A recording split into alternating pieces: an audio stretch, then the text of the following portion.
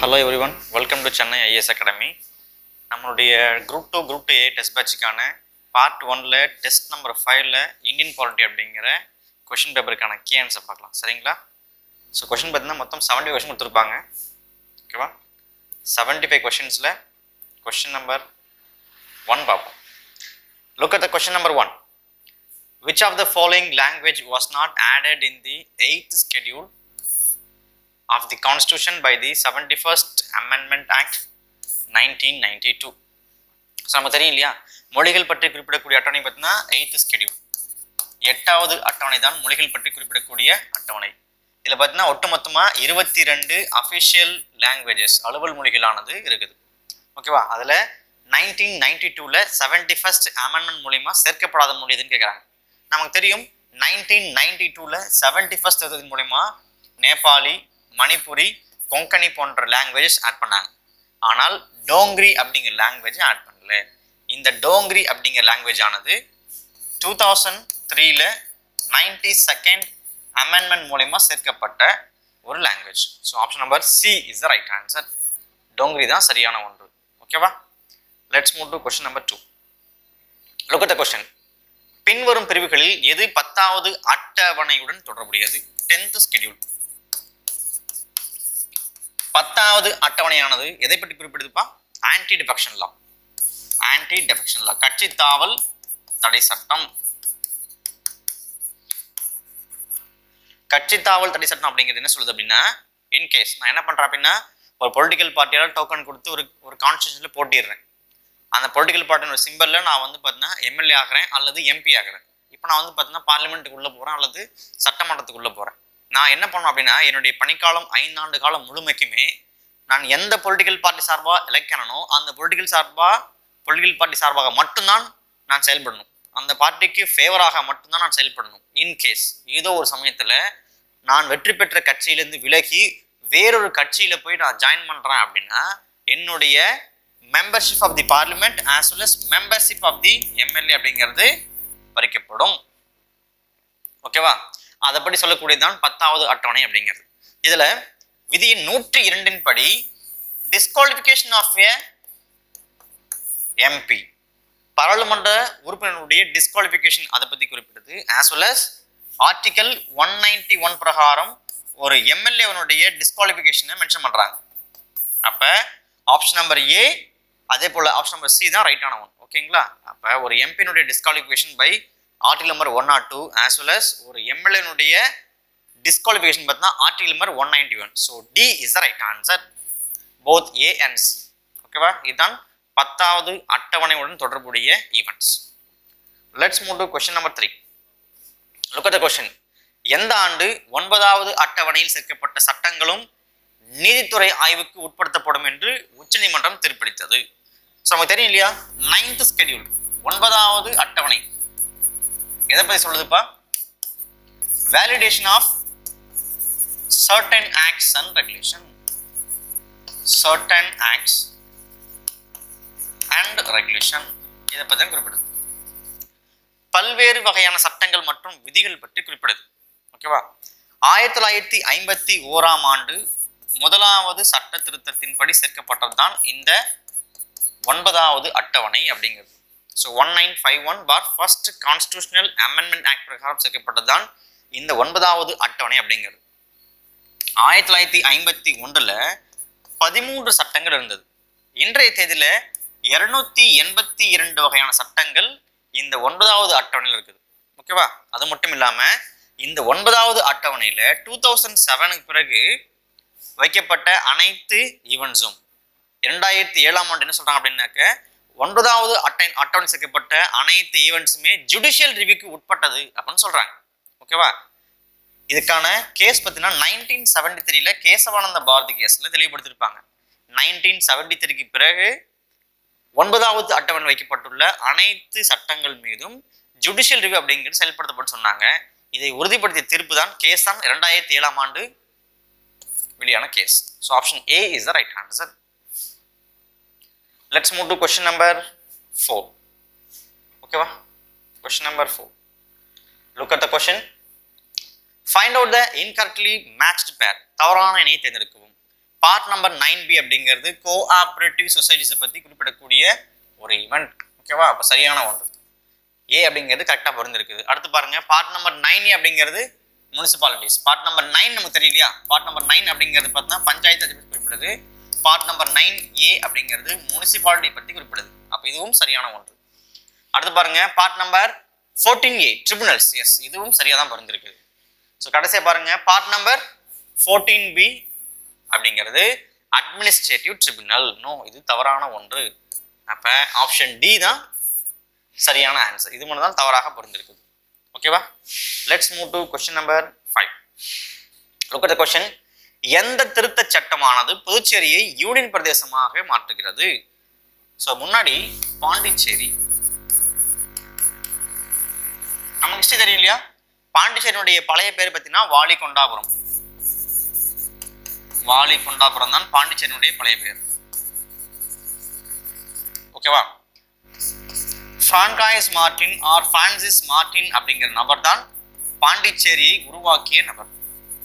பாண்டிச்சேரியை உருவாக்கிய நபர். பாண்டிச்சேரியினுடைய முதல் பிரெஞ்சு கவர்னரும் பார்த்தீங்கன்னா இவர் தான். பிரான்காய்ஸ் மார்டின் தான் பாண்டிச்சேரிக்கான முதல் கவர்னர். ஓகேவா? அவங்க என்ன பண்றாங்க அப்படின்னா 1962ஆம் ஆண்டு ஒரு ஆக்டை பாஸ் பண்றாங்க. 1962ஆம் ஆண்டு ஒரு ஆக்டை பாஸ் பண்றாங்க. அந்த ஆக்ட் மூலமா 14th கான்ஸ்டிடியூஷனல் அமெண்ட்மெண்ட் வைஸாக புதுச்சேரி அப்படிங்கிறத ஒரு யூட்டியா மாத்துறாங்க. ஓகேவா? புதுச்சேரி அப்படிங்கிறத 1962ஆம் ஆண்டு 14th கான்ஸ்டிடியூஷனல் அமெண்ட்மெண்ட் பிரகாரம் என்ன பண்றாங்கன்னா யூனியன் டெரிட்டரியை டிக்ளேர் பண்றாங்க. ஓகேவா? அதுக்கு முன்பாக 1956ஆம் ஆண்டு 7வது கான்ஸ்டிடியூஷனல் அமெண்ட்மெண்ட் பிரகாரம் பார்த்தீங்கன்னா டெல்லி, அந்தமான் நிக்கோபர் போன்ற பகுதிகளை யூடியை டிக்ளேர் பண்ணியிருப்பாங்க.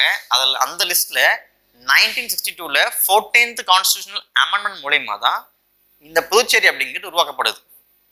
2006ஆம் ஆண்டு என்னோட பேரை மாத்துறாங்க. பாண்டிச்சேரி அப்படிங்கிற பேரானது புதுச்சேரி அப்படின்னு பெயர் மாற்றப்படுது. புதுச்சேரி மாற்றப்பட்ட ஆண்டு 2006. அப்போ ஆப்ஷன் பார்த்தீங்கன்னா ஏ 14th கான்ஸ்டிடியூஷனல் அமெண்ட்மெண்ட் அப்படிங்கிற சரியான ஒன்று. Let's move to question number 6. Look at the question. Read பண்ணுங்க. அரசியலமைப்பு சபை பற்றிய பின்வரும் அறிக்கைகளை கவனியுங்கள். எஸ், இது நவம்பர் 1946இல் அமைச்சரவை மிஷன், அதாவது கேபினெட் மிஷன் சொல்லுவாங்க இல்லையா? கேபினெட் மிஷன் திட்டத்தின் மூலம் உருவாக்கப்பட்ட ஒரு அமைப்பு. எஸ், கேபினெட் மிஷன் மூலம் என்ன பண்றாங்கன்னா ஸ்டாஃபோர்ட் கிரிப்ஸ், ரெண்டாவது பார்த்தீங்கன்னா பெத்திக் லாரன்ஸ், மூணாவது பார்த்தீங்கன்னா ஏபி அலெக்சாண்டர் போன்ற மூவர் என்ன பண்றாங்கன்னா பிரிட்டிஷ்னுடைய பார்லிமெண்ட்ல பிரைம் மினிஸ்டருடைய கீழே ஒர்க் பண்ண ஒரு மினிஸ்டர்ஸ். இந்த மூவருமே பிரிட்டிஷ்னுடைய பிரைம் மினிஸ்டரான கிளமன் அட்லி என்ன பண்றாருன்னா இந்தியாவுக்குள்ள போங்க, அவங்களுக்கு கான்ஸ்டியூஷன் உருவாக்குறதுக்கான ஃபெசிலிட்டிஸை ஏற்பாடு பண்ணி தாங்கன்ற மாதிரி ரெக்வஸ்ட் பண்றாரு. அதன் அடிப்படையில் கேபினெட் மிஷன் என்ற பேர்ல 1946ஆம் ஆண்டு மார்ச் மாதம் இந்தியாவில் வராங்க. ஓகேவா? மார்ச் மாதம் வந்த இவங்க என்ன பண்றாங்கன்னா ஒரு குறிப்பிட்ட காலம் சுற்றுப்பயணம் போறாங்க. போய் முடிச்ச பிறகு இந்தியாவில் கான்ஸ்டியூஷனலை உருவாக்குறதுக்கு கான்ஸ்டியூயன் அசம்பிளி அப்படிங்கிறத வேணும்னு ரெக்கமெண்ட் பண்றாங்க. As well as interim government, இடைக்கால அரசாங்கத்தை ஃப்ரேம் பண்ண அப்படின்னு ரெக்கமெண்ட் பண்றாங்க. அப்போ ஸ்டேட்மெண்ட் நம்பர் 1 அப்படிங்கிறது சரியான ஒன்று. Look at second statement. அரசியல் நிர்ணய சபைக்கான தேர்தல்கள் ஜூலை முதல் ஆகஸ்ட் வரை நடைபெற்றது. எஸ், அதுல காங்கிரஸ் 208 இடங்களை வெற்றி பெற்றது. The statement also is correct. Look at the third statement. அரசியல் நிர்ணய சபை அதன் முதல் கூட்டத்தை டிசம்பர் 9ஆம் தேதி 1946 அன்று டெல்லியில் நடத்தியது. ஓகேவா? இதில் 211 உறுப்பினர்கள் மட்டுமே கலந்து கொண்டனர். இந்த ஸ்டேட்மெண்ட்டும் சரியான statement. Look at the last statement. Shyama Prasad Mukherjee மற்றும் டிடி கிருஷ்ணபஞ்சாரி போன்றோர் அவையின் துணைத் தலைவர்களாக தேர்ந்தெடுக்கப்பட்டனர். இங்க தான் ஒரு சின்ன மிஸ்டேக் வரும். HC முகர்ஜி அப்படின்னு வரணும். HC முகர்ஜி அப்படிங்கிற நபர் தான் துணைத் தலைவராக தேர்ந்தெடுக்கப்பட்ட நபர். HC முகர்ஜி மற்றும் டிடி கிருஷ்ணமாச்சாரி. அப்போ உங்களோட ஆப்ஷன் பாருங்க. பின்வரும் கூற்றுகளில் எது சரியான ஒன்று? 1, 2 and 3. Option C is the right answer. So 4 மட்டும்தான் தவறான ஒரு ஆன்சர். ஓகேவா? அப்போ ஆப்ஷன் சி தான் ரைட்டான answer. Let's move to question number 7.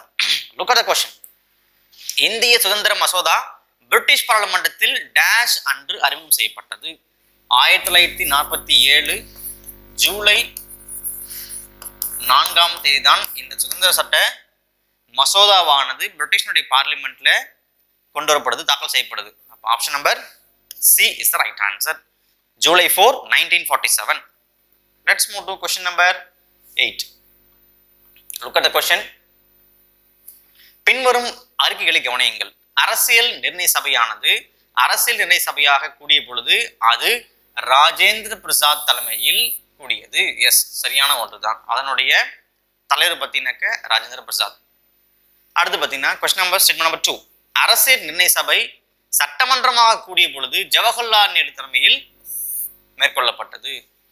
ஏ மட்டும் தான் சரியான ஒன்று, பி அப்படிங்கிற ஸ்டேட்மெண்ட் நம்பர் 2 அப்படிங்கிற தவறான ஒன்று. So option A is the right answer. Let's move to question number 9. Look at the question. பின்வரும் எந்த சொல் இந்திய அரசியலமைப்பில் எங்கும் பயன்படுத்தப்படவில்லை?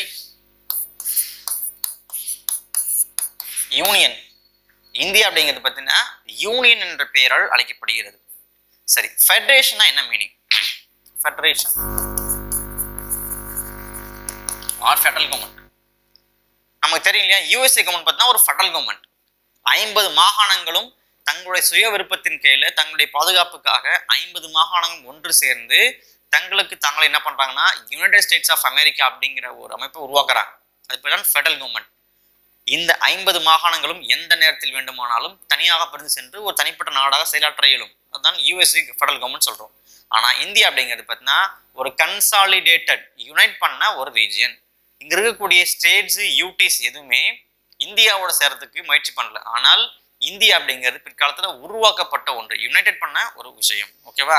அதனால இந்தியன் கான்ஸ்டிடியூஷன்ல ஃபெடரேஷன் அப்படிங்கிற டேர்ம் ஆனது பயன்படுத்தப்படவில்லை. Option A is the right answer.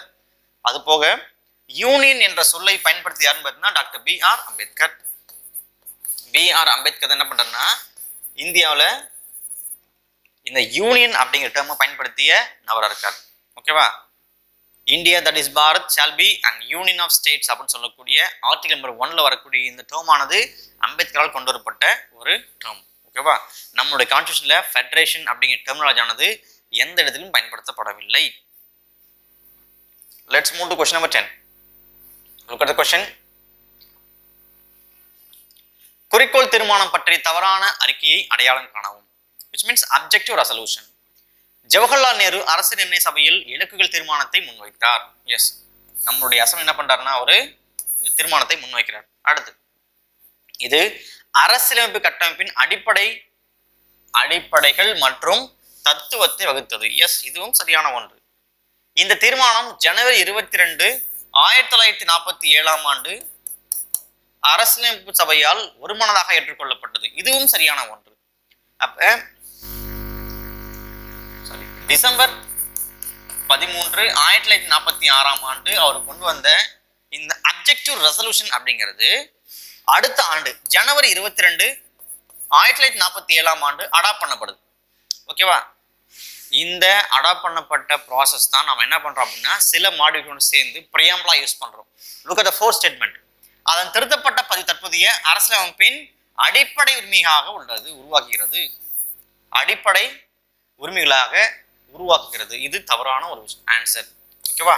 இப்ப நம்மளுடைய கான்ஸ்டிடியூஷன்ல பார்த்தீங்கன்னா இது என்னவா இருக்குது? அடிப்படை உரிமைகளாக இல்லை, மாறாக பிரியாம்பிளாக உள்ளது. அப்ப ஆன்சர் பார்த்தீங்கன்னா டி. சரியா? டி மட்டும் தான் சரியான ஒன்று, which means தவறான ஒன்று. Answer D. ஓகேவா? பாஸ் பண்ணிடுறீங்களா? So look at the next question. Question number 11. அரசியலமைப்பு சபையின் வரைவு குழுவை பற்றி சரியான அறிக்கை அடையாளம் காண்க. அதாவது டிராஃப்டிங் கமிட்டி. வரைவு குழுவினுடைய தலைவர் தெரியுமா? நம்ம தெரியும் இல்லையா? Doctor B.R. அம்பேத்கர்.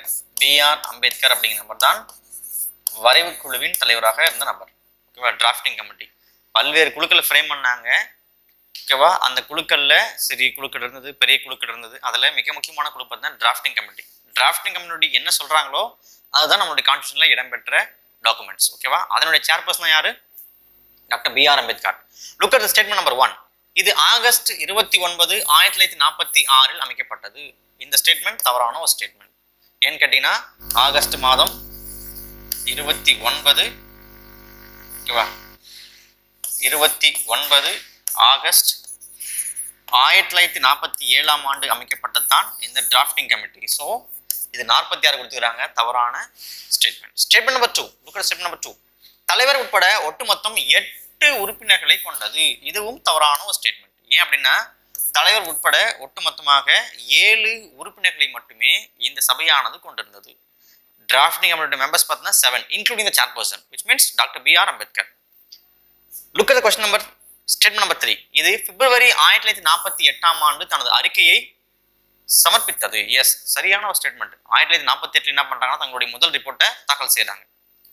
கடைசியா பாருங்க, மொத்தத்தில் அது 114 நாட்கள் மட்டுமே அமர்ந்தது. இதுவும் தவறான ஒரு ஸ்டேட்மெண்ட். அப்ப இந்த கொஸ்டினுடைய என்ன கேட்கறாங்க பாருங்க, சரியான ஒரு ஸ்டேட்மெண்ட் சி அப்படிங்கிறது தான் ரைட்டான ஆன்சர். ஓகேவா, கொஸ்டின் நம்பர் 11 ஆன்சர் பார்த்தீங்கன்னா C. Let's move to question number 12. Who drafted the article number 370? 370 அப்படின்னு பார்த்தீங்கன்னா ஸ்பெஷல் ஸ்டேட்டஸ் அப்படின்னு சொல்லுவோம். ஸ்பெஷல் ஸ்டேட்டஸ், சிறப்பு அந்தஸ்து. யாரு தெரியுமா? ஜம்மு அண்ட் காஷ்மீர். ஜம்மு அண்ட் காஷ்மீர் வழங்கப்பட்ட சிறப்பு அந்தஸ்து அப்படிங்கிறது 370 விதியின் கீழே வரையறுக்கப்பட்ட ஒரு விஷயம். ஓகேவா, அங்க பார்த்தீங்கன்னா தனிப்பட்ட முறையில் செப்பரேட் கான்ஸ்டியூஷன் இருந்தது. செப்பரேட் கான்ஸ்டியூஷன் ஆஸ் வெல் பார்த்தீங்கன்னாக்கா ஃபிளாக் இருந்தது. ஸோ நமக்கு பொருந்தக்கூடிய சில உரிமைகள் பார்த்தீங்கன்னா அங்கே பொருந்தாது. அவங்களுக்கு இருக்கக்கூடிய சில அடிப்படை உரிமைகளானது நமக்கு பொருந்தாம இருந்தது. ஓகேவா, இப்படி சில ஸ்பெஷல் ஸ்டேட்டஸ் என்ன பண்ணாங்கன்னா ஜம்மு அண்ட் காஷ்மீருக்கு கொடுத்துட்டு வந்தாங்க. ஆனால் 2019 ஆகஸ்ட் மாதம் இந்த 370 அப்படிங்கிற ஆர்டிகலை ஸ்கிராப் பண்ணிட்டாங்க. ஓகேவா, ஸ்கிராப் பண்ணிட்டாங்க. இப்போ அது செயல்பாட்டில் இல்லை. இந்த ஆர்டிகல் ஆனது டாக்டர் B.R. அம்பேத்கரால் உருவாக்கப்பட்ட அல்லது எழுதப்பட்ட சாசனம் கிடையாது. மாறாக கோபாலசாமி ஐயங்கரால் எழுதப்பட்ட ஒரு ஆர்டிகல் தான் 370. டிஎன்பிஎஸ்சியில் பார்த்தீங்கன்னா ஒரு 2-3 டைம் இந்த கொஸ்டின் கேட்டுக்கிறாங்க. ஆர்டிகல் 370 அப்படிங்கிறது கோபாலசாமி ஐயங்கரால் எழுதப்பட்ட ஒரு ஆர்டிகல். ஓகேவா, அதே போல பார்த்தீங்கன்னா கிட்டத்தட்ட ஒரு 11 ஸ்டேட்டுக்கு ஸ்பெஷல் ஸ்டேட்டஸ் அப்படிங்கிறது வழங்கி வராங்க. கவர்மெண்ட் கான்ஸ்டியூஷன் வைஸா வழங்குறாங்க. கர்நாடகாவுக்கு பார்த்தீங்கன்னா தனிப்பட்ட சிறப்பு அந்தஸ்து இருக்குது, ஆந்திராவுக்கு இருக்குது, தெலுங்கானாக்கு இருக்குது. ஓகேவா, இந்த மாதிரி மணிப்பூருக்கு இருக்குது. பல்வேறு ஸ்டேட்டுக்கு 11 ஸ்டேட்டுக்கு வந்து என்ன பண்றாங்கன்னா சிறப்பு அந்தஸ்தை வழங்கி வராங்க. ஓகேவா, இதெல்லாம் பார்த்தீங்கன்னா 370, 371A, B, C போன்ற ஆர்டிகல் கீழே வழங்கி வராங்க. ஓகேவா, அடுத்து பாருங்க question number 13. Look at the question number 13. Read பண்ணுங்க. ராம்நந்தன் கமிட்டி பற்றிய பின்வரும் அறிக்கைகளை கவனிக்கும். ராம்நந்தன் கமிட்டி 1993 ஆண்டு அமைக்கப்பட்ட கமிட்டி தான் ராம்நந்தன் கமிட்டி. ஓகேவா, ஓபிசிகளில் உள்ள கிரிமி லேயரை அடையாளம் காண, creamy layer means creamy layer அடையாளம் காண இக்குழு நியமிக்கப்பட்டது. Yes, statement itself is correct. Creamy layer அப்படிங்கிறவங்க குரூப் ஏ போஸ்டிங்ல, இப்போ சே ஃபார் எக்ஸாம்பிள் என்னுடைய பேரண்ட்ஸ் வந்து பார்த்தீங்கன்னா என்னுடைய அப்பாவோ அல்லது அம்மாவோ குரூப் ஏ போஸ்டிங்கை ஹோல்ட் பண்ணுறாங்க அப்படின்னா அவங்களுக்கு பிறந்த குழந்தைகள், நான் அல்லது பிறந்த என்னுடைய அண்ணன் தம்பி போன்ற நபர்கள் அனைவருமே கிரிமி லேயரில் வரும். ஓகேவா, ஆண்டு வருமானம் 8 lakhs அண்ட் அபோவ் இருந்தாங்க அப்படின்னா அவங்களுடைய குழந்தைகள் கிரிமி லேயர்ஸில் வருவாங்க. அதுவே என்னுடைய பேரண்ட்ஸ் இருவருமே 40 ஏஜுக்குள்ள குரூப் பி போஸ்டிங்ல இருவருமே ஒர்க் பண்ணுறாங்க அப்படின்னா அவங்களுடைய குழந்தைகள் ஆகிய நாங்கள் என்ன பண்ணுவோம் அப்படின்னா கிரிமி லேயரில் வரும். இதெல்லாம் பார்த்தீங்கன்னா கவர்மெண்டால டிஃபைன் பண்ணப்பட்ட ஒரு ப்ரொவிஷன்ஸ். 1993 பார்த்தீங்கன்னா ஓபிசிகள் இருக்கக்கூடிய கிரிமி லேயர் பற்றி ஆராயதுக்காக இந்த ராம்நந்தன் கமிட்டி ஃப்ரேம் பண்றாங்க. Statement itself is correct. ஆனால் இந்த குழுவானது 1994 அறிக்கை சமர்ப்பித்தது. இந்த ஸ்டேட்மெண்ட் தவறான ஸ்டேட்மெண்ட். அப்ப option number A is the right answer. ஒன்று மட்டும்தான் சரியான ஒன்று. ஓகேவா, let's move to question number 14. Look at the question. Weimar Constitution is associated with. Weimar Constitution அப்படிங்கிறது ஜெர்மன் கான்ஸ்டியூஷனோட தொடர்புடைய ஒரு விவகாரம். அப்ப option C is the right answer. Let's move to question number 15. Look at the question, read the question carefully. Consider the following statements about the right to constitutional remedies. அரசியலமைப்புக்கு தீர்வு காணும் உரிமைகள். நமக்கு தெரியும் இல்லையா, ஃபண்டமெண்டல் ரைட்ஸ் அப்படிங்கிற டாபிக்கின் கீழே விதி எண் 32வது கீழே ரைட்ஸ் அப்படிங்கிறது வழங்கப்பட்டது. நீதி பேராணைகள் அப்படிங்கிறது வழங்கப்பட்டிருக்குது. இந்த நீதி பேராணைகள் அப்படிங்கிறது எந்த ஒரு இந்திய குடிமகனுக்கு அடிப்படை உரிமைகள் மறுக்கப்படுகிறதோ, மீறப்படுகிறதோ, வயலேட் பண்ணப்படுகிறதோ அந்த சிட்டிசன் என்ன பண்ணலாம் அப்படின்னா ஹைகோர்ட் அப்ரோச் பண்ணி உங்களுடைய பாதிக்கப்பட்ட உரிமைகளை ரிட்ரை பண்ணிக்கலாம். அல்லது சுப்ரீம் கோர்ட் அப்ரோச் பண்ணி நீங்க எந்த உரிமைகளால் பாதிக்கப்பட்டிருக்கிறீங்களோ அந்த உரிமைகளை ரிட்ரை பண்ணிக்கலாம். ஓகேவா? இதுக்கான ப்ரொவிஷன்ஸ் தான் ரிட்ஸ், நீதி பேராணைகள் அப்படின்னு சொல்றோம். நீதி பேராணை அப்படின்னு சொல்றோம். இந்த நீதி பேராணை பார்த்தா மொத்தம் 5 வகைப்படும். ஒன்று ஹேபியஸ் கார்பஸ், ஆட்கொணர் நீதி பேராணை. இரண்டாவது மேண்டமஸ், கட்டளையுறுத்தும் நீதி பேராணை. மூன்றாவது குவாரண்டோ, தகுதி உணவும் தகுதி வினவும் நீதி பேராணை. ஓகேவா? அடுத்து பார்த்தீங்கன்னா செஷ்யூட்டரி போன்ற பல்வேறு விதமான 5 நீதி பேராணைகளை ஆர்டிகல் 32 கீழே நமக்கு வழங்கப்பட்டிருக்குது. ப்ரோஹிபிஷன், செஷ்யூட்டரி, குவாரண்டோ, ஹேபியஸ் கார்பஸ், மண்டாமஸ் போன்ற 5 ரிட்ஸ் நமக்கு வழங்கப்பட்டிருக்குது. ஓகேவா? இப்போ லுக் அட் क्वेश्चंस. இந்திய அரசியலமைப்பில் 5 ரைட்ஸ் அப்படிங்கிறது வழங்கப்பட்டிருக்கு. சட்டங்கள் கிடையாது, இது பேர் ரைட்ஸ், நீதி பேராணைகள் வரணும். ஓகேவா? 5 ரைட்ஸ் வழங்கப்பட்டிருக்கு. Yes, the statement itself is correct. ஓகேவா? அடுத்து பாருங்க, இந்த ரைட்கள் அமெரிக்காவிலிருந்து கடன் வாங்கப்பட்டவை. நோ, இது தவறான ஒரு ஸ்டேட்மெண்ட்ஸ். ரிட்ஸ் அப்படிங்கிறது drawn from UK Constitution or England. இங்கிலாந்து அரசியலமைப்பிலிருந்து பெறப்பட்ட ஒரு முறைதான் இந்த ரிட்ஸ் அப்படிங்கிறது, நீதி பேராணை அப்படிங்கிறது. கொஸ்டின் கேட்குறாங்க பாருங்க, எது தவறானதுன்னு கேட்குறாங்க.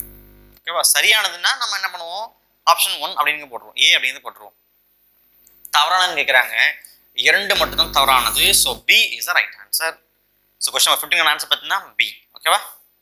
Let's move to question number 16. Look at the question.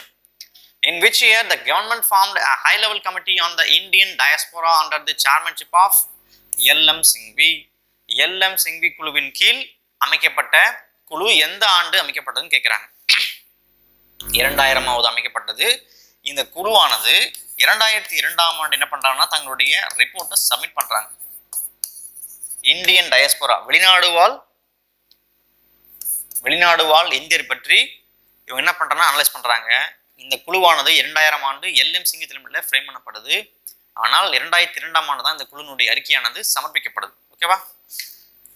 Let's move to question number 17. Look at the question. Which of the following is our theocratic state? What do you mean by theocratic state? India அப்படிங்கிறது பார்த்தீங்கன்னா secular கண்ட்ரின்னு சொல்லுவோம், மதசார்பற்ற நாடு. India ஒரு மதசார்பற்ற நாடு, எந்த மதத்தையும் பிரதானப்படுத்தாத ஒரு நாடு. ஆனால் ஒரு சில நாடுகள் என்ன பண்றாங்க அப்படின்னா மதத்தின் அடிப்படையில் தான் கவர்மெண்டே ஃப்ரேம் பண்றாங்க. அந்த கண்ட்ரியே மதத்தின் அடிப்படையில் தான் இயங்கும். அந்த மாதிரி கண்ட்ரிஸ் எதுன்னு கேட்குறாங்க. மதத்தின் அடிப்படையிலான நாடுகள் எதுன்னு கேட்குறாங்க. பாகிஸ்தான், இஸ்ரேல். எஸ், இஸ்ரேல் அப்படிங்கிறது பார்த்தீங்கன்னா மதசார்புடைய ஒரு நாடு. அதே போல பார்த்தீங்கன்னா பாகிஸ்தான் அதுவும் மதசார்புடைய ஒரு நாடு. ஆனால் இந்தியா அப்படிங்கிறது மதசார்பு அற்ற நாடு. ஓகேவா? ஸோ ஆப்ஷன் பாருங்க, டி, ஏ மற்றும் பி. ஸோ தியோக்ராட்டிக் அப்படின்னா ஒரு மதம் சார்ந்த நாடை குறிக்குது. அதுக்கான ஆன்சர் பார்த்தீங்கன்னா option A and B, which means D is the right answer. Let's move to question number 18. Look at the question. Identify the correct statement about the preamble of the Constitution. Statement number A.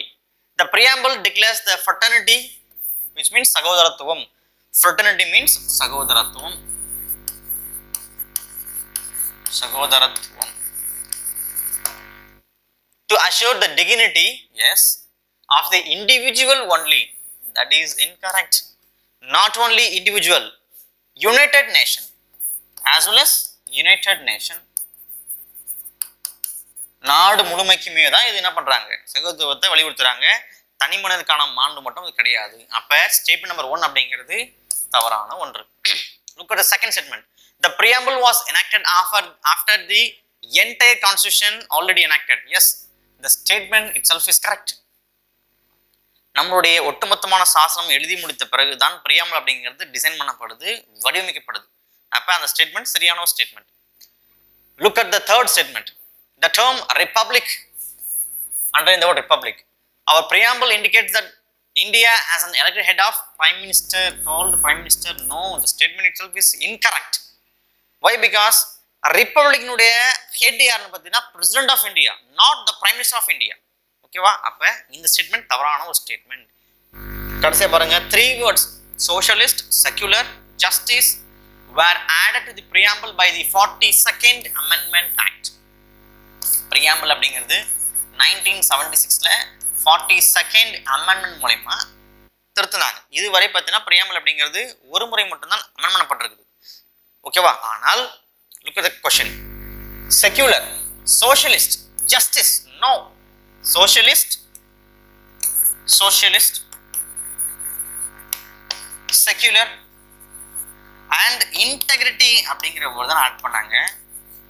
Justice அப்படிங்கிற வேர்டை add பண்ணல. அப்ப statement number D அப்படிங்கிறதும் இன்கரெக்டான ஒரு statement. ஓகேவா? பாருங்க, எது சரியானதுன்னு கேட்குறாங்க. Option B is the right answer. Question 8க்கான ஆன்சர் பார்த்தீங்கன்னா ஆப்ஷன் பி. பிரியாம்பிள் அப்படிங்கிறது கான்ஸ்டிடியூஷன் வடிவமைக்கப்பட்ட பின்பு உருவான ஒரு அமைப்பு. ஓகேவா? Let's move to question number 19. Look at the question. Consider the following statement about the Constitution. Constitution is called the fundamental law of the land or the supreme law of the land. Supreme law of the land. So in the question சரியான ஒன்று, இந்த statement சரியான ஒன்று. நம்மளுடைய நாட்டினுடைய உச்சபட்ச அதிகாரமானது constitution, supreme power சொல்றாங்க. சரியான ஒன்று. அடுத்து பாருங்க, the Britain Constitution is an unwritten constitution, is an unwritten constitution. இதுவும் சரியான ஒன்று. இன்னும் பாருங்க, which are the above statements is or are incorrect? neither one nor two. ஏன் அப்படின்னா இரண்டுமே சரியான ஒன்று. அப்ப ஒன்றும் தவறில்லை, இரண்டும் தவறில்லை. கொஸ்டின் 19 ஆன்சர் பார்த்தீங்கன்னா D is the right answer. Look at the question number 20. Read the question. The ideals of liberty, equality, fraternity in our preamble have been taken from the French Revolution. ஓகேவா? நமக்கு தெரியும் இல்லையா, French புரட்சியானது 1789 முதல் 1799 வரை நடைபெற்றது. கிட்டத்தட்ட 10 ஆண்டுகள் நடைபெற்றது தான் பிரெஞ்சு புரட்சிக்கான காலம். ஓகேவா? Liberty, equality, fraternity in our preamble have been taken from the French Revolution. இந்த பிரெஞ்சு புரட்சியிலிருந்து பார்த்தீங்கன்னாக்க சுதந்திரம், சமத்துவம் மற்றும் சகோதரத்துவம் போன்ற வாக்கியங்கள் எடுக்கப்பட்டதுன்னு சொல்றாங்க. The statement itself is correct. சரியான ஒரு ஸ்டேட்மெண்ட். அடுத்து பாருங்க, நீதியின் லட்சியங்கள், அதாவது சமூக, பொருளாதாரம் மற்றும் அரசியல், which means the ideals of justice, social, economic and political have been taken from the Russian Revolution. ஓகேவா? நமக்கு ரஷ்ய புரட்சி தெரியும் இல்லையா, ரஷ்யன் ரெவல்யூஷன் எப்ப தெரியுமா? 1917. 1917 பின்பு நம்ம என்ன பண்றோம் அப்படின்னா இந்த ஜஸ்டிஸ் அப்படிங்கிற வேர்ட் இருக்கிறோம். குறிப்பா இந்த ஜஸ்டிஸ்ல social justice, economic justice and then political justice போன்றவை ரஷ்ய புரட்சியில் எடுக்கப்பட்ட ஒரு ஸ்டேட்மெண்ட். அப்ப இதுவும் சரியான ஒன்று. ஸ்டேட்மெண்ட் நம்ம ஒன்றும் சரி, ரெண்டும் சரி. ஆனா என்ன கேட்கறாங்க பாருங்க, எது தவறானதுன்னு கேட்கறாங்க. ஓகேவா? neither one nor two. D is the right answer. ஓகேவா? ஒன்றும் தவறில்லை, இரண்டும் தவறில்லை. அப்ப கொஸ்டின் நம்பர் 19 ஆன்சர் பாருங்கன்னா D. I'm sorry, 20 ஆன்சர் பார்த்தீங்கன்னா D. ஓகேவா? Raj, 5 minutes. So let's look at question number 21. Look at the question. இந்தியாவில் சமூக மற்றும் பொருளாதார நீதியை, which means social and economic justice of India, அரசாங்கம் நிலைநாட்ட வேண்டும் என்பதை பின்வரும் அம்சங்களில் எது வலியுறுத்துகிறது? அடிப்படை உரிமைகளா? நோ. ஃபண்டமெண்டல் ரைட்ஸ் அப்படிங்கிறது, ஐம் சாரி, ஃபண்டமெண்டல் ரைட்ஸ் அப்படிங்கிறது வலியுறுத்தவில்லை. இது வராது. அடுத்து பாருங்க, மாநில கொள்கையின் அடிப்படை கடமைகள், ஃபண்டமெண்டல் டியூட்டிஸா? அதுவும் கிடையாது. ஸோ ஏ கிடையாது, பி கிடையாது. அடுத்து பாருங்க, directive principles of state policy. Yes, DPSP அப்படிங்கிறது மட்டும் தான் என்ன பண்ணுது அப்படின்னா எக்கனாமிக் அண்ட் சோஷியல் ஜஸ்டிஸ் அப்படிங்கிறத ஒரு ஸ்டேட் கவர்மெண்ட் ஆனது பொதுமக்களுக்கு இம்போஸ் பண்ணும் அப்படிங்கிற இன்ஸ்ட்ரக்ஷன்ஸை ப்ரொவைட் பண்ணுது. டிபிஎஸ்பி அப்படிங்கிறது பார்த்தோம்னா ஜஸ்ட் அண்ட் கான்ஸ்டிடியூஷனல் இன்ஸ்ட்ரக்ஷன்ஸ்.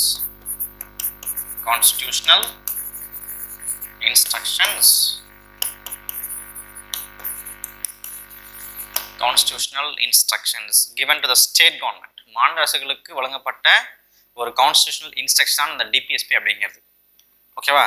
இது பார்த்தீங்கன்னா ஆர்டிகல் நம்பர் 36 இருந்து 51 வரைக்கும் பார்ட் நம்பர் 4ல வரையறுக்கப்பட்ட ஒரு ப்ரொவிஷன். ஓகேவா? இதுதான் என்ன சொல்லுது அப்படின்னா சோஷியல் மற்றும் எக்கனாமிக் ஜஸ்டிஸ் அப்படிங்கிறத நிலைநாட்டணும்னு சொல்லுது. So option C is the right answer. Directive principles of state policy தான் சரியான ஒன்று.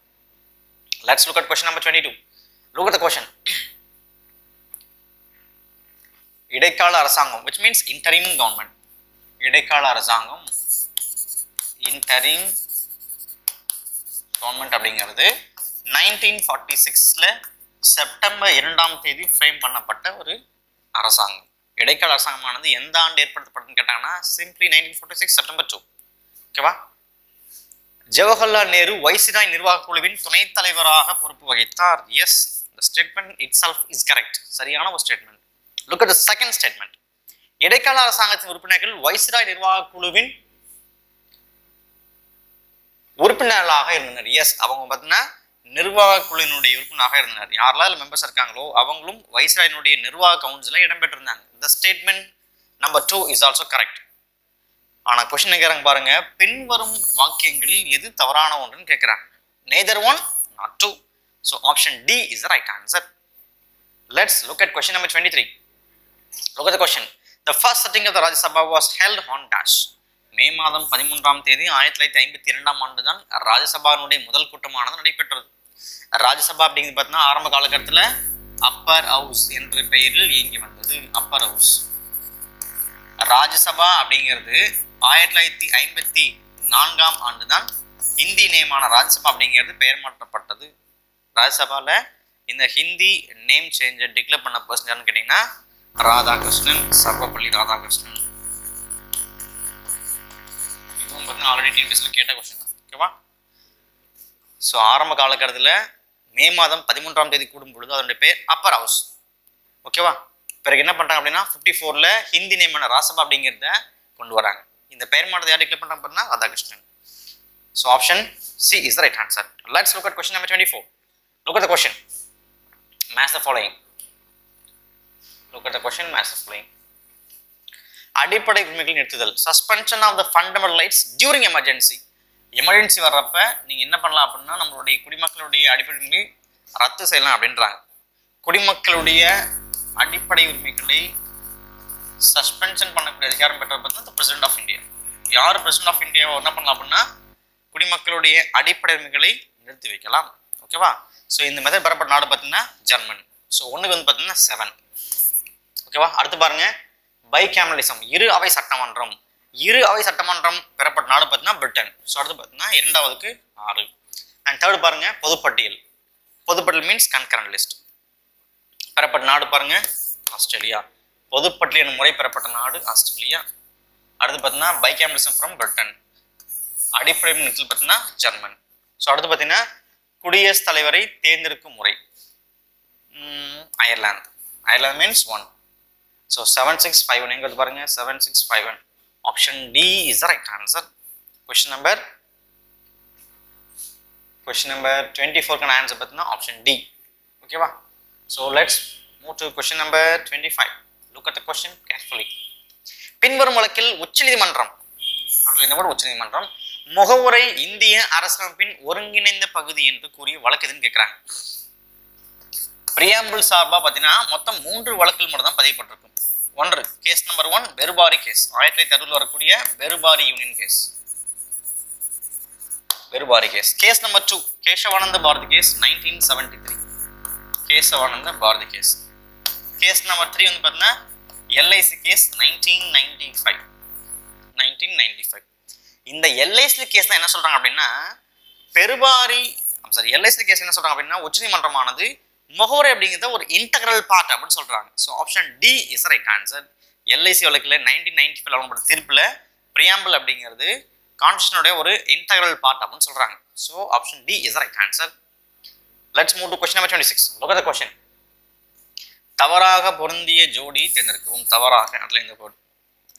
ஃபர்ஸ்ட் ஒன் பாருங்க, 21st Amendment Act of 1967 படி 21வது திருத்தத்தின் கீழே என்ன பண்றாங்க அப்படின்னா சிந்தி அப்படிங்கிற லாங்குவேஜ் ஆட் பண்றாங்க. இது சரியான ஒன்று. ஓகேவா? அடுத்து பாருங்க 71st 1992ல 71st அமெண்ட்மெண்ட் மூலமா என்ன பண்றாங்க அப்படின்னா மணிப்புரி, கொங்கணி, நேபாளி போன்ற மொழிகளை ஆட் பண்றாங்க. இதுவும் சரியான ஒன்று. அடுத்து பாருங்க 2003ல 92nd அமெண்ட்மெண்ட் பேஸ் பண்ணி என்ன பண்றாங்கன்னா சாந்தாலி அப்படிங்கிற லாங்குவேஜ் ஆட் பண்றாங்க. இதுவும் சரியான ஒன்று. ஆனால் என்ன கேட்குறாங்க பாருங்க, தவறான ஒன்று கேட்குறாங்க. 96/2011 போடோ லாங்குவேஜை ஆட் பண்ணவில்லை. இந்த போடோ அப்படிங்கிற லாங்குவேஜுமே 2003/92 அமெண்ட்மெண்ட் ஆக்ட் பிரகாரம் சேர்க்கப்பட்ட ஒரு லாங்குவேஜ் தான். ஓகேவா? அப்போ option D is the right answer. D தான் சரியான ஒன்று. ஏன்னா கேட்டது என்ன பார்த்தீங்கன்னா எது தவறாகன்னு கேட்குறாங்க. ஸோ டி தான் சரியான answer. Let's move to question number 27. Look at the question. Jawaharlal Nehru தலைமையிலான அரசியல் நிர்ணய சபையில் பின்வரும் குழு எதுன்னு கேட்குறாங்க. Union power committee. Union power committee அப்படிங்கிறதோட சேர்பர்சன் ஜவஹர்லால் நேரு. ஓகேவா? ஸ்டேட்மெண்ட் நம்பர் 1 அப்படிங்கிற சரியான ஒன்று. அடுத்து பாருங்க, யூனியன் கான்ஸ்டிடியூஷன் கமிட்டி. மத்திய அரசியலமைப்பு குழுவினுடைய தலைவரும் அவர் தான். அதுவும் சரியான ஒன்று. Look at the third statement. அரசியலமைப்பு வரைவை ஆய்வு செய்வதற்கான சிறப்பு குழு, which means special committee to examine drafting constitution. அதுவும் சரியான ஒன்று. அடுத்து பார்த்தீங்கன்னா வழிகாட்டும் குழு, ஸ்டேரிங் கமிட்டிக்கு அவர் சேர்பர்சன் இல்லை. ஓகேவா? என்ன கேட்குறாங்க பாருங்க answer 1, 2 and 3. So option B is right answer. 1, 2 மற்றும் 3 சரியான ஒன்று. ஸ்டேரிங் கமிட்டிக்கு அவர் சேர்பர்சன் கிடையாது. ஓகேவா? So option B is right answer. Let's move to question number 18. Look at the question carefully. So match the following. இலவச இந்தியாவின், which means ஃப்ரீ, அதாவது இலவசம் கிடையாது, சுதந்திரம்னு வரணும். ஓகேவா? சுதந்திர இந்தியாவின், சுதந்திர இந்தியாவின் அப்படின்னு வரணும். ஓகேவா? முதல் அமைச்சரவை பட்டியல் பற்றி பொறுத்துகன்னு கேட்குறாங்க. So look at the question number 1. Step number 1. அறிவியல் ஆராய்ச்சி குழு அப்படிங்கிறது அதோட சேர்பர்சன் யாருன்னு பார்த்தீங்கன்னா ஜவஹர்லால் நேரு. ஸோ ஆப்ஷன் ஏக்கான ஆன்சர் பார்த்தீங்கன்னா 2. அடுத்து பிக்கு வந்து பார்த்தீங்கன்னா தகவல் மற்றும் ஒளிபரப்பு குழு யாருன்னு பார்த்தீங்கன்னா வல்லபாய் பட்டேல். பிக்கு 4, 2, 4. அடுத்து பார்த்தீங்கன்னா உணவு மற்றும் விவசாயம், அக்ரிகல்ச்சர் பார்த்தீங்கன்னா ராஜேந்திர பிரசாத். ஸோ சிக்கு வந்து பார்த்தீங்கன்னா 1. அண்ட் தென் பார்த்தீங்கன்னா 4க்கு வந்து பார்த்தீங்கன்னா எஜுகேஷன் அப்படிங்கிறது மௌலானா அபுல் கலாம் ஆசாத். ஸோ 5, 2, 4, 1, 5. எந்த ஆப்ஷன் வந்து பாருங்க 2, 4, 1, 5. So option C is the right answer. Option C is the right answer. ஓகேவா? Let's move to question number 29. Look at the question. தற்போது பொதுப்பட்டியலில் உள்ள அதிகாரங்களுடைய எண்ணிக்கை எவ்வளோன்னு கேட்குறாங்க. ஓகேவா? Before that we have union list, state list, concurrent list and residuary list. Residuary. ஓகேவா? இந்த யூனியன் லிஸ்ட் அப்படிங்கிறது பார்த்தீங்கன்னா ஆரம்ப காலகட்டத்தில் 97 இருந்தது. இப்போ 98 இருக்குது. அட் ப்ரெசன்ட் பார்த்தீங்கன்னா யூனியன் லிஸ்ட் அப்படிங்கிறது இன்றைய தேதி 2021 டேட்டா பிரகாரம் 98 தான் இருக்குது. அடுத்து பாருங்க ஸ்டேட் லிஸ்ட். ஆரம்ப காலகட்டத்தில் 66 இருந்தது. இப்போ 59 மட்டும்தான் இருக்குது. அடுத்து பாருங்க கன்கரண்ட் லிஸ்ட் பொதுப்பட்டியல். ஆரம்பத்தில் 47 இருந்தது. இப்போ 52 இருக்குது. கொஸ்டின் என்னன்னு பாருங்க, கன்கரண்ட் லிஸ்ட் பொதுப்பட்டியல் கேட்குறாங்க இல்லையா? Answer B is the right answer. 52. ஓகேவா? தற்பொழுது பார்த்தீங்கன்னா ஸ்கெட்யூல் நம்பர் 7 பிரகாரம் இந்த பவர்ஸ், இந்த லிஸ்ட் அப்படிங்கிறத ப்ரொவைட் பண்ணுறாங்க. அதில் state list, central list, concurrent list அப்படின்னு 3 பிரிக்கிறாங்க. இதில் கன்கரண்ட் லிஸ்ட்டில் வந்து பார்த்தீங்கன்னா இப்போ இந்த தேதியில் 52 லிஸ்ட் இருக்குது. So option B is right answer. Look at the question number 30. எந்த சட்டத்தின் மூலம் ஒரியாவுக்கு ஒடியா என்று பெயர் சூட்டப்பட்டது? Option number A 73, B 74, C 96, D 99. Option C is the right answer. 2011ல 96 கான்ஸ்டிடியூஷனல் அமெண்ட்மெண்ட் பிரகாரம் என்ன பண்றாங்க அப்படின்னா இந்த ஒரியாவுக்கு ஒடியா அப்படின்னு பேர் வைக்கிறாங்க. ஓகேவா? ஒடியா அப்படிங்கிற பேரை சேஞ்ச் பண்றாங்க. ஓகேவா? ராஜ் பிரேக் தரீங்களா? Let's look at question number 31. Look at the question. பின்வருவனவற்றில் எது சரியானது? அண்டர்லைன் வேர்ட் சரியானது. எது சரியானதுன்னு கேட்குறாங்க. Statement number 1. சிக்கிம் 1987ஆம் ஆண்டு மாநில நிலையை அடைந்தது. நோ, 1975ல தான் இது மாநில ஸ்டேட்டஸ் அடைந்தது. குறிப்பாக 22வது ஸ்டேட்டாக சேர்க்கப்பட்டது 36வது கான்ஸ்டிடியூஷனல் அமெண்ட்மெண்ட் பிரகாரம். ஓகேவா? அப்போ ஸ்டேட்மெண்ட் நம்பர் 1 அப்படிங்கிறது தவறான ஒன்று. Look at the second statement. Mizoram 1988 மாநில நிலையை அடைந்தது. நோ, 1987 ஆண்டு தான் மிசோரம் அப்படிங்கிறது மாநில நிலை அடைந்தது. அப்ப இதுவும் தவறான ஒன்று. ஸோ என்ன கேட்குறாங்க பாருங்க, எது சரியான ஒன்று? போத் ஆர் ராங், இரண்டும் தவறானவை. D is right answer. ஓகேவா? Look at the question number 32. Question number 32. Look at the question. When was the Fazal Ali Committee was constituted? கவனிங்க, மொழிவாரி அடிப்படையில் இந்தியாவை பிரிக்கிறது பார்த்தீங்கன்னா ஒரு 3 கமிட்டிஸ் ஃப்ரேம் பண்ணாங்க. நமக்கு தெரியும். ஃபர்ஸ்ட் ஒன் பார்த்தீங்கன்னா எஸ்கே தார் கமிட்டி. எஸ்கே தார் குழு 1948 ஃப்ரேம் பண்ணாங்க. ரெண்டாவது பார்த்தீங்கன்னா ஜேவிபி கமிட்டியை ஃப்ரேம் பண்ணாங்க. அதை சேம் இயர் 1948 தான் ஃப்ரேம் பண்ணாங்க. அண்ட் தென் தேர்ட் ஒன் பார்த்தீங்கன்னா ஃபசல் அலி கமிட்டியை ஃப்ரேம் பண்ணாங்க.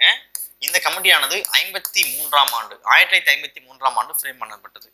மொழிவாரி குழுக்கள் அடிப்படையில் பிரிக்கப்பட்ட கடைசி குழு அல்லது கடைசி அமைக்கப்பட்ட குழுன்னு கேட்டிங்கன்னா ஃபசல் அலி கமிட்டி. ஓகேவா? KM பணிக்கர், குன்ஸ்ரு போன்ற நபர்கள்லாம் பார்த்தீங்கன்னா இதில் மெம்பராக இருப்பாங்க. ஸோ 1953 அதான் ரைட்டான answer. Option C is right answer. Let's look at question number 33. Look at the question.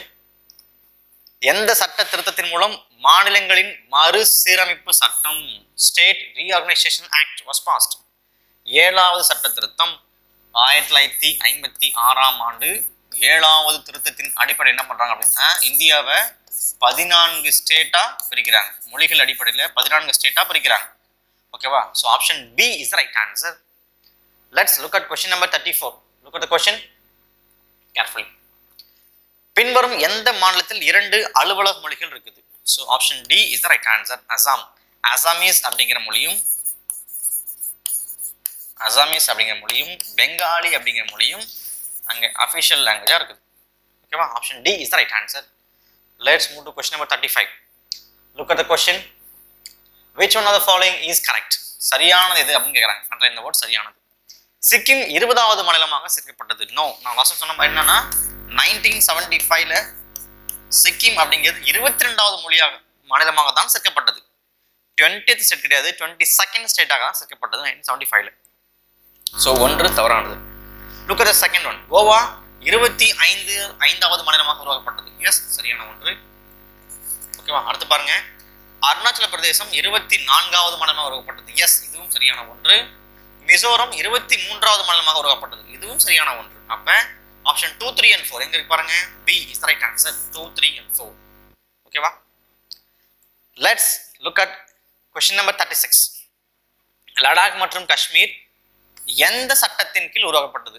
அல்லது பார்த்தா எந்த விதியின் கீழ் உருவாக்கப்பட்டது? நமக்கு தெரியும் ஆர்டிகல் 1, 2, 3, 4 இந்த 4ல ஏதோ ஒரு ஆர்டிகலை பயன்படுத்தி மட்டும்தான் உருவாக்க முடியும். ஓகேவா? ஆர்டிகல் 1 அப்படிங்கிறது India that is Bharat shall be an union of states அப்படின்னு சொல்லுது. இந்தியா என்பது மாநிலங்களின் ஒன்றியம் அப்படின்னு சொல்லுது. அப்ப இதை பேஸ் பண்ணி ஒரு புதிய ஸ்டேட் ஃப்ரேம் பண்ணுறதுக்கான வாய்ப்புகள் கிடையாது. ஓகேவா? So let's look at article number 2. இந்தியாவிற்கு வெளியே இருக்கக்கூடிய ஒரு பகுதியை அனெக்ஸ் பண்றதன் மூலமாக ஒரு புதிய ஸ்டேட்டை ஃப்ரேம் பண்ணலாம் அப்படிங்கிறது தான் provision number 2.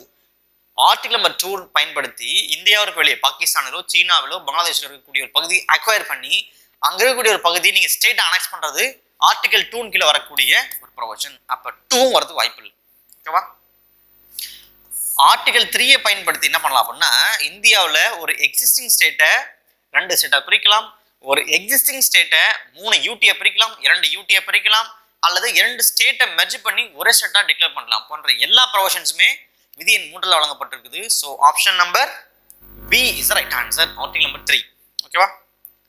Let's look at question number 37. எந்த அரசியலமைப்பு சட்டத்தில் தாத்ரா நாகர் ஹவேலி அமைக்கப்பட்டது? 10th கான்ஸ்டிடியூஷனல் அமெண்ட்மெண்ட் 10வது சட்ட திருத்தத்தின் அடிப்படையில் தான் தாத்ரா நகர் ஹவேலி அப்படிங்கிறது உருவாக்கப்பட்டது. ஓகேவா? So option C is right answer. Let's look at question number 38. எந்த நாளில் லடாக் யூனியன் பிரதேசமாக மாற்றப்பட்டது?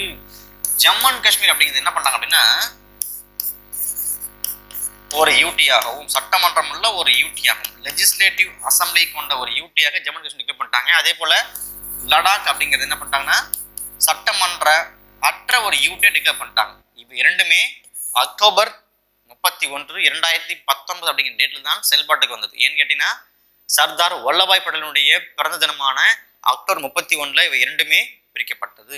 ஓகேவா, option B is right answer. Let's look at question number 39. India மொழிவாரி மாநிலமாக பிரிக்கப்பட அமைக்கப்பட்ட முதல் கமிட்டி எதுன்னு கேட்குறாங்க.